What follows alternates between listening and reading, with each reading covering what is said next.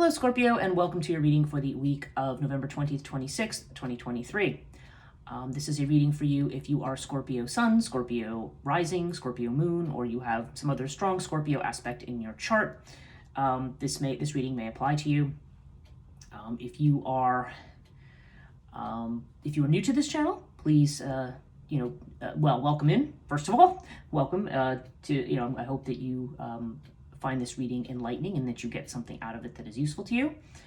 And please do like and subscribe if you enjoy this channel, and comments are always welcome. And if you are returning to this channel and you are already a subscriber or a recent visitor, welcome back. And it's good to see you again. As you notice, I've already got the cards laid out here because I had started to do your reading and then I started having this coughing fit, and I thought, okay, I'm only 2 minutes in. Why don't we just stop it and start over again? So so we're beginning again for you, Scorpio, and I've already got the cards laid out, so I don't need to do that part. The first house has to do with Aries energy, and this is your personality, how you present yourself to the world, how other people see you.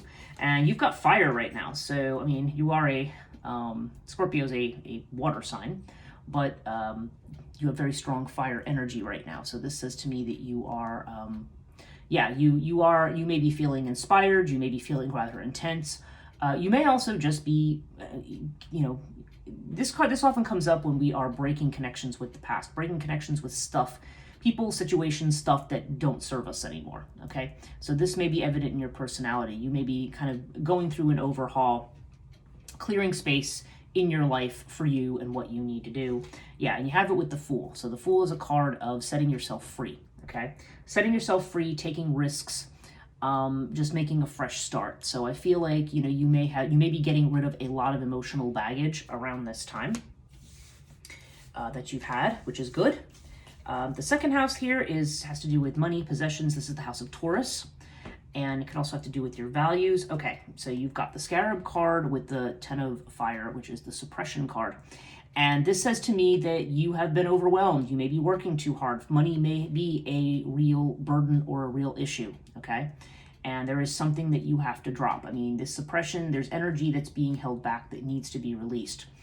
And but having it with the Scarab here, Scarab is about new beginnings, okay? So this indicates change in your financial situation. This could be a new job. This could be telling you, if you're in a job situation that makes you feel like this, then get out, or move towards something else.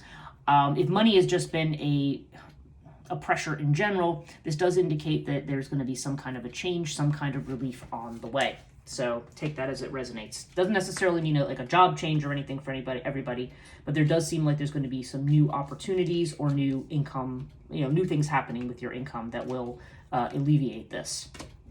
Okay, third house. This has to do with communications, messages that are coming in. It can have to do with family in terms of siblings, okay? Brothers and sisters. It can have to do with business if you are self-employed. This is the house of self-effort as well. Okay, so you have Sphinx with the Morality card, which is the Queen of Clouds. Okay, so this indicates something that may be hidden. So this indicates a message that may be coming in that reveals a hidden truth of some kind. It can also indicate that somebody's holding something back, not telling you something. And you have it with this Morality card. So I don't know. I feel like there's there could be judgments that people are making about you that you don't know about. You could be judging other people. I don't know. But there's definitely this sense of there's some kind of moral judgment or some kind of idea about how the way something has to be that has to be dropped. I mean, when this card comes up, I mean, as you see, this Queen of Clouds is extremely rigid, almost puritanical looking. And this is just somebody who is way too much into their head in terms of judging other people, and judgments need to be dropped. So you could be receiving a message like that. You could have received a message like that where you feel like you're being judged. Or this could just be something going on in the background that you don't know about. So take it as it resonates. But in any case, there's definitely the need for somebody to drop their moralistic way of looking at things. And yeah, this does seem to indicate that secrets are going to be revealed at some point. So just wait and see. Fourth house, this has to do with Cancer energy. So this is home and family and potentially the mother. And we have the Ten of Swords here with Nepenthes, okay? So Nepenthes, again, there's this idea of something with the home and the family. You know, this could be connected to family too, but there's something with the home and family. This is something that hasn't been revealed yet. Again, there's this idea of something that is hidden. And you have it with this Ten of Swords, which is the rebirth card. So this has to do with something that's coming to an end. And again, whether this means you're moving into a new home, whether this means, you know, selling a house, like getting out, or whether this has to do with a family situation or crisis that's coming to an end, or just a family situation that's coming to an end. I feel like it's not quite happened yet, but I feel like there is an ending that is coming to a particular situation. And there may be, the details about some of this might be a bit amorphous right now. So so take it as it resonates. Again, it doesn't have to necessarily do with your physical dwelling and your home, although it might. I mean, some of you may be moving, you may be thinking of moving. You may know, like, you could, for example, have a lease that's up and then be like, okay, but I haven't quite figured out where I'm moving yet. I mean, those are all possibilities in terms of how this might come together for you. Fifth house is Leo energy, and this has to do with your creativity, a lot, you know, primarily, I think, but also potentially love affairs and your children. And okay, for some people, some of you, okay, then this is definitely not everybody, but if somebody's looking to get pregnant, you've got the creativity card, the 3, the Empress, in the house of children, so somebody might be having a child, okay? We have it with Horus, though, because this could be a friend or a family member rather than yourself. But there's definitely this strong sense of, yeah, I mean, they're both cards of creativity. So this can either mean a new child coming in, or if that's not on the table here, this could also just mean, this is really good omen for creative projects or expressing yourself creatively in some way. So, yeah, there's just some opportunity here to be seen and recognized for your work, or to do something that you really want to work on. Okay, 6th house, this is Virgo energy. This has to do with health, healing, could have to do with a job that you're doing, you know, job meaning work rather than career. I realize they could be both, but sometimes there's something you do for money, and then there's what you really wanted to do when you grow up, that kind of thing. And then there's, this could also sometimes have to do with the anxieties and worries that we have about something. And you have the Thoth card with the 2 of Wands, which is the possibilities card. So, yeah, you may be thinking about different options. You may be at decision point. Okay, since I'm seeing this new beginning over here financially, you could be thinking about possibilities for another job. And it's possible that a health situation might be figuring in here. There might be some situation where you feel like you, you know, and again, this is not, just to be clear, I'm not making any medical diagnoses in these readings. This could just indicate that maybe, you know, maybe, for example, you might be very, very stressed out by a job and saying, okay, I need to, or, you know, maybe there's just something that where you feel like it's affecting your health in some way, and you're saying, okay, I need to make a change because, you know, I need to take care of myself. And this 2 of Wands, this possibilities card, this says to me that, you know, you may be looking at your options here, and there's also maybe this, you know, the possibility of partnering with someone else. Now, you haven't reached the point of making a decision yet, but you definitely are exploring your options here. Okay, 7th house, this is Libra energy, and so this is, you know, your partnerships, marriage, if you are married, any kind of legal partnerships that you're in. And this is interesting because you have Anubis with the 7 of Swords or 7 of Clouds, which is the politics card. So this, again, it's really funny. I've got 2 things here and nothing here. There's somebody, I don't know if this is a spouse, I don't know if it's a family member, somebody's not telling you something, okay? Or you're not telling somebody else something. It can go either way here. Either you're the one being sneaky, or you'll have to figure out for yourself which one that it is. And Anubis has its indication of protection or establishing boundaries between yourself and somebody else. So I don't know if some people say we're married and maybe are in divorce proceedings. This could be, you know, wanting to protect yourself from your spouse. Perhaps the ex is not telling you certain things. But I don't know. There's definitely this sense of, I feel like in some kind of a partnership, there's some kind of deception that may be going on, or at least somebody who's not giving you all the information, and where boundaries and protection may be called for, okay? I mean, ultimately, when Anubis comes up, I do feel like people are ultimately protected. But yeah, there does seem to be something you need to look out for because you don't have all the information. 8th house is Scorpio energy, so this is the house of transformation, okay? So this is about the house of transformation has to do with, well, like it sounds like, birth, death, can have to do with other people's money, and just transformation in general, like how your life is changing. And wow, you've got Pyramid with Thunderbolt, which is the Tower card. So yeah, this is massive changes. Like something, the bottom is about to fall out from under something. That could be the thing that's hidden right here. There could be some hidden thing, and then when it actually happens, it's going to be like, this is going to be like the lightning bolt hitting, and it's going to prove to be a test for you. This is going to be a challenge. The question's going to come up of what you're going to do. I don't know why I keep looking back at this card, but it's almost like, okay, now I need to look at what my options and what my possibilities are that are connected to this. Because this is also the house of other people's money. So take it as it resonates.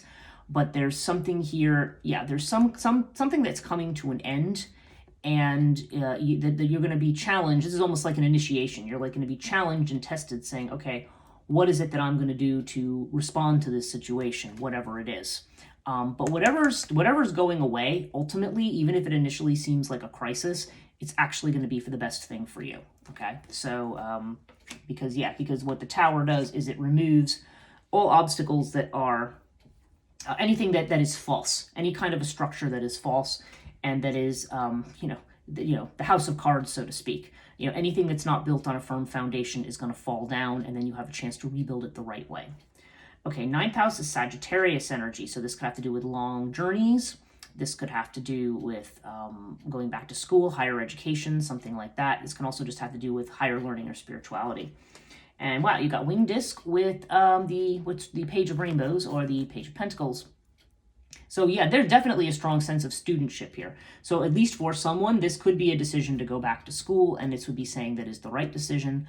If you're not going back to school, then there's definitely this sense of embarking on some kind of a new venture or new project. This could be a new trip. I mean, it's the adventure card, so you could decide to take a long trip somewhere, because this is the house of long journeys, and perhaps that is where success is going to be found. Is it some faraway place, or in connecting with somebody who's far away. But there is a strong educational element to this card. So whether you're formally going back to school or not, there's definitely this idea of trying to learn something new or getting some kind of a new skill of some kind. 10th house, this is Capricorn energy. And this has to do with your fame, reputation, how you, your career, basically, and how you present yourself in that way. And you've got Lotus with the Queen of Fire here. Queen of Wands, and this is the card of sharing. So yeah, so there could be some anxiety surrounding work. I mean, when you see this Queen of Wands, this could have to do with, because if this is you, okay, then this would be you appearing as very, very confident, as being comfortable, as having enough to share. This could also be another person, potentially. And maybe this is a person, I don't know, this could be a person this could be you, but there's definitely this strong fiery energy, this sense of needing to pull yourself together to do what you want or get what you want. And there may be some anxiety surrounding this situation, but Lotus is saying that, you need to have your feet on the ground, relax, breathe, don't panic about a particular situation, particularly if we're talking about a new job kind of a situation. I feel like this is somebody here who might actually be very helpful to you, because again, there's this element of sharing here. So so there definitely seems, or this also could mean for some people, the idea of working with another person might be the best thing to do, or sharing your knowledge with somebody else. Okay, 11th house is Aquarian energy. And Aquarius is about, this has to do with your friendships, networks you belong to, and also your goals, aspirations, hopes, and wishes. And wow, okay, you've got Ankh with the Master card. Now, the Master card is only in the Osho deck. It's one of those special cards that's not usually part of regular tarot. And boy, does this indicate somebody in your friend circle, could be somebody who loves you, okay? You've got this could be a case of a friend who becomes lover, okay? But when you have it with the Master card, there's something divinely guided about this. I mean, the Master is the one who is pointing you in a certain direction towards a particular person. So, there may be something here, something among your friend group. If it's not actual love, then it's pointing you towards something that you love, or towards a situation or a relationship where you're going to be able to find love or find that vigor of life, or whatever it is that you're trying to do, whatever makes you feel alive and makes things you feel worthy of certain things. But I feel like there's going to be somebody among your friends, maybe even among your family, who may have this kind of guru role for you, who's going to point you in this right direction, whether this is towards a love relationship or just towards a situation that is healthier for you. Okay. 12th house is Pisces energy, and this has to do with what's hidden and what you don't show other people. And wow, you've got Urias with fighting. Okay, so there may be worries here because this is the house of fear as well. Urias often has to do with things not being what they appear. Again, this has been an element of this entire reading. It's interesting that this isn't a Scorpio reading, because Scorpio is generally associated with the idea that there's the surface, that the appearance of the Scorpio, and then there's what's underneath. And what's underneath is something deep, hidden, and that people don't see. So it's funny that a lot of this is coming up in your reading. You've got this, but this Urias energy definitely indicates something unexpected. You may be fearing something, a turn of event or something not being what you think it is. And then you've got this fighting card. So I feel like you are maybe suppressing the urge to fight with somebody. But when you have this urge, for some people, this could actually mean a 12th house Mars, because Mars and Scorpio is very strong right now. And this is almost like the idea of suppressing the need to fight. But definitely, I think you really want to take that kind of fight energy and try to find another way to work it out, rather than let it burst out and start fighting with people. I don't feel like that's what it's telling you to do. But it is telling you that things that are unexpected may turn out to be better than what you think as well, because Urias can indicate, you're fearful of what you don't know or what might happen. But again, there's this definite sense that you don't have all the details on something. Overall, you have the Osiris card. So basically, things are stable. Okay. This often indicates a strong foundation and a stable situation. Things not necessarily getting better, but not necessarily getting worse. It's just kind of being in this solid kind of a point here, where things are under control.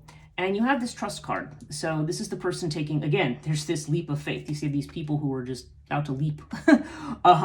There's definitely this sense that you need to trust in the process, trust in the universe. Whatever's going on right now, whatever this tower moment is, whatever all this hidden stuff is right now, you need to trust that everything's going to come out the way it's supposed to. Okay? So there's definitely this sense of, there do seem to be some endings right now. Definitely seem to be changes in money situations, that may be changing in a home situation, possibly childbirth for some people, but also just the potential for creative flourishing. I'm seeing a lot of that here, and possibilities with regard to new work and stuff. And this friendship, this person who you're something that is divinely guided over here. So I just feel like you've got this kind of divine guidance. So trust in the process, and you'll get to where you need to be. That's it for me for this week. Thanks so much for listening, Scorpio. We'll see you next week.